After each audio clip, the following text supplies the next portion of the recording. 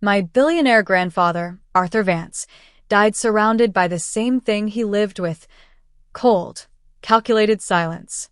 Sitting in the front row of the chapel, I watched a room full of $100,000 suits staring blankly at his casket.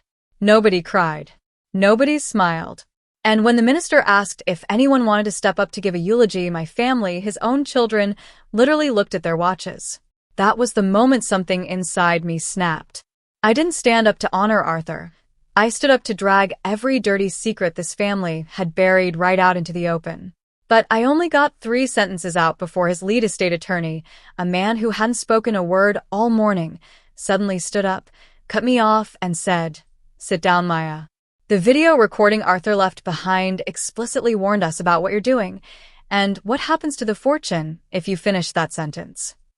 My name is Maya, and at 28 years old, I was a high school history teacher making $50,000 a year while belonging to one of the wealthiest dynasties in the country. 10 years ago, when my mother refused to break off her marriage to my working-class father, my grandfather, Arthur Vance, severed all ties with us. We were erased from the family tree overnight. Now, sitting in the 3rd row of the marble estate chapel, I watched Arthur's heavy mahogany casket sit in suffocating silence. He was a man worth $2.4 billion, yet the room was entirely devoid of warmth. There were no tears. There was no grieving. Rows of custom, $100,000 suits sat motionless, filled with my aunts, uncles, and cousins. I watched my Uncle Richard casually adjust his golden cufflinks, while Aunt Victoria discreetly checked her diamond-encrusted watch for the 3rd time in 10 minutes. They weren't here to honor a father or a grandfather. They were waiting for a transaction to conclude so they could hurry to the estate lawyer's office. My mother had passed away 2 years ago, having spent her final days working double shifts at a local clinic while Arthur's billions sat untouched in offshore accounts. Looking at the cold, calculating faces around me, a dark fire ignited in my chest. When the minister stepped up to the altar, cleared his throat, and asked if anyone from the immediate family wished to offer a few words of eulogy, the chapel fell dead silent. Not a single person moved. They all just stared blankly ahead. That was the exact moment something inside me snapped. I gripped the wooden pew in front of me, stood straight up, and began walking toward the podium. The heel of my boots echoed against the polished marble floor as I climbed the steps to the altar. The silence in the chapel instantly shattered into a wave of hushed, indignant whispers. I could feel every eye burning into my back. My Uncle Richard sat up straight, his face twisting with visible disgust, while Aunt Victoria practically recoiled, shooting me a glare that could freeze Sunfire. They hadn't seen me in 10 years, and to them, I was just a destitute ghost crashing a billionaire's morning. I gripped the sides of the wooden lectern, my knuckles turning white. I adjusted the microphone. The high-pitched feedback squeal cut through the tension like a razor. Arthur Vance was a visionary, a titan of industry, and a self-made billionaire. I began, my voice steady, carrying clearly across the grand hall. That is the story the news anchor will tell tonight. But sitting in this room, we all know the truth. I paused, looking directly into the front row. The truth is that Arthur Vance was a man who traded every shred of his humanity for zero-balance growth. He was a man who watched his own daughter, my mother, die of preventable exhaustion because she dared to choose love over his balance sheets. He didn't build an empire. He built a gilded prison, and every single one of you sitting here traded your souls for a key. Gasping erupted from the pews. Uncle Richard half stood, his face turning bright red. "Someone get this ungrateful girl off the stage," he hissed toward security. I didn't back down. And the dirty little secret about how he got his starting capital for Vance Logistics. "Sit down, Maya." A cold, gravelly voice echoed from the back aisle. Mr. Sterling, Arthur's lifelong chief legal counsel, slowly rose, holding a dark leather folder. The entire chapel fell dead silent, the sudden tension thick enough to suffocate the room. Mr. Sterling didn't rush. He walked down the center aisle with a slow, deliberate pace, his polished leather shoes clicking against the marble floor. Every eye shifted from me to the imposing, gray-haired attorney who had managed my grandfather's legal empire for over 40 years. Mr. Sterling, Uncle Richard barked, stepping into the aisle to intercept him. Have security, throw her out. She's slandering my father's memory at his own service. Sterling didn't even glance at Richard. He stopped right at the foot of the altar, looking straight up at me with razor-sharp intensity. I suggest you hold your tongue, Richard, Sterling said, his voice quiet yet commanding enough to freeze the room. He turned his gaze back to me. Maya, if you finish that sentence about the logistics patent, you will trigger the explicit terms of Arthur's final trust codicil. My heart hammered against my ribs, but I kept my chin up. I don't care about his money, Mr. Sterling. I'm telling the truth. I know you don't care, Sterling replied smoothly. And that is precisely why your grandfather wrote the trigger clause. You see, Arthur anticipated that someone in this family would attempt to expose his past today. He left a sealed video recording in the estate office upstairs, along with an immediate directive. Aunt Victoria leaned forward, her eyes wide with panic. What directive? If Maya completes her speech, Sterling declared, his voice echoing off the stained glass windows, the entire $2.4 billion estate is instantly liquidated and transferred to a blind global charity. Every trust fund, every allowance, and every property deed held by this family will be revoked immediately. Collective gasps rippled through the pews. Uncle Richard went pale. However, Sterling continued, pointing toward the side doors, if Maya steps into the private holding room with me and the primary heirs right now, you will all learn why Arthur made sure she stood up today. The air inside the estate's second-floor holding room was suffocating. Heavy mahogany walls, plush leather chairs, and 24 furious relatives standing in a tense semicircle around me. Uncle Richard was pacing like a caged animal, his face flushed red, while Aunt Victoria sat on the edge of a sofa, furiously dabbing her neck with a silk handkerchief. This is an absolute farce, Richard spat, rounding on Mr. Sterling. You're letting a disowned schoolteacher hijack a $2 billion estate based on some absurd stunt. Silence, Richard, Sterling commanded calmly, stepping behind the grand oak desk. He pulled a sleek metallic flash drive from his inner breast pocket and inserted it into the mounted wall monitor. The display flickered to life.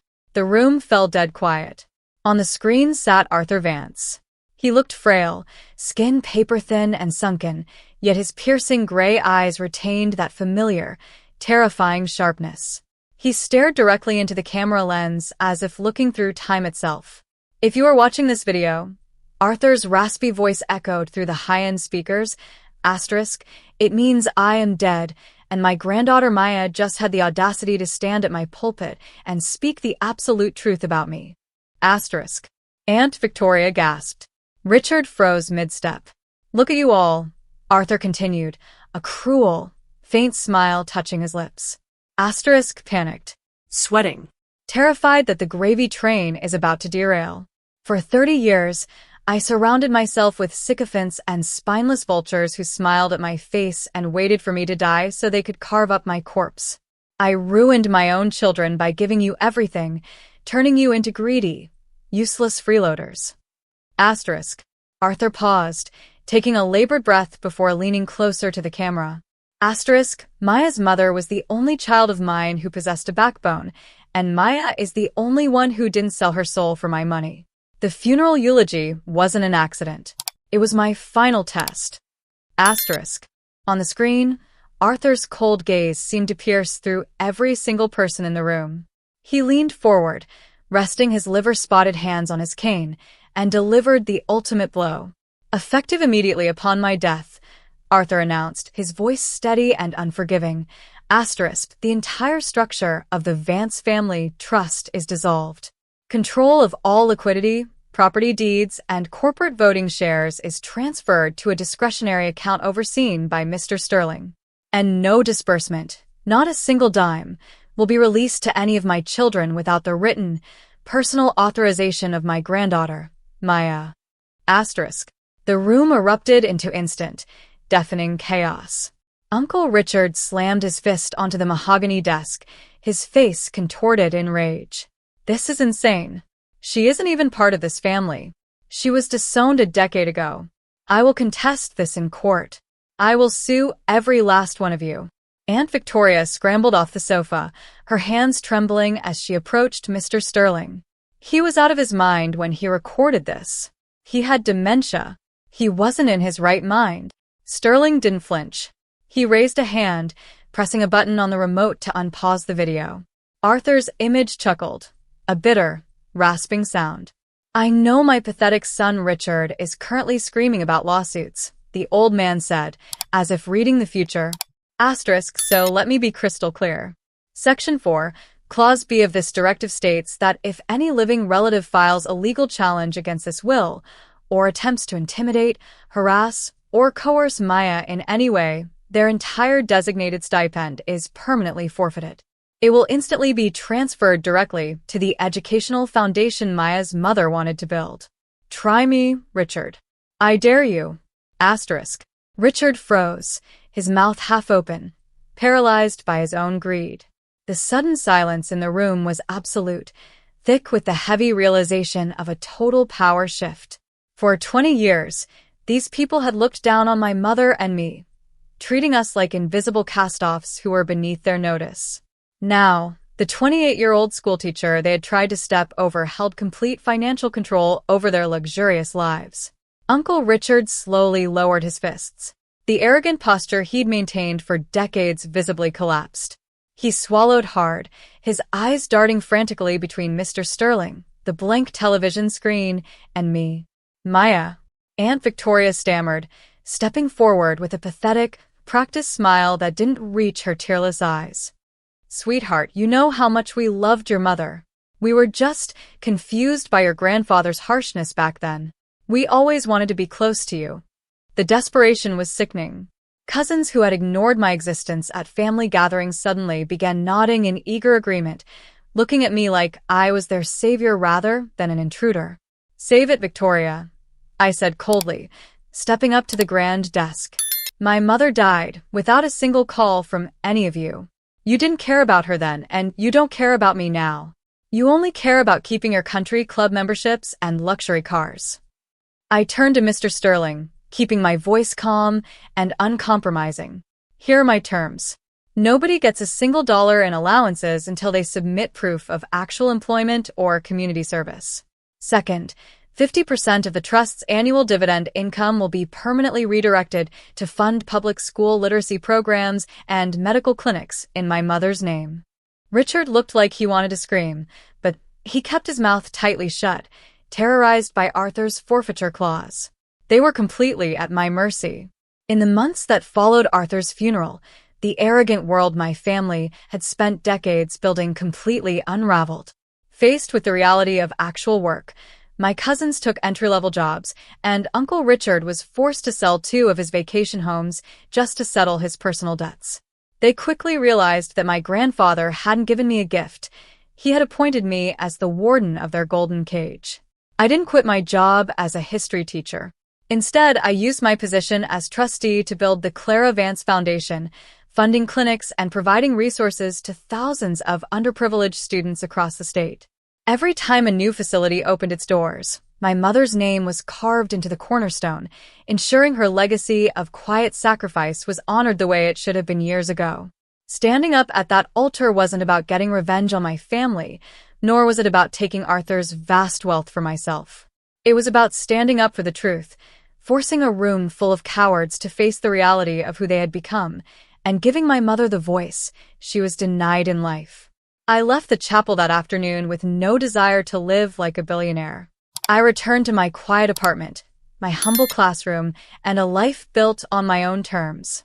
My grandfather thought money was the ultimate tool of control, but in the end, it was simple, unvarnished truth that set me free and gave me a peace that all the billions in the world could never buy.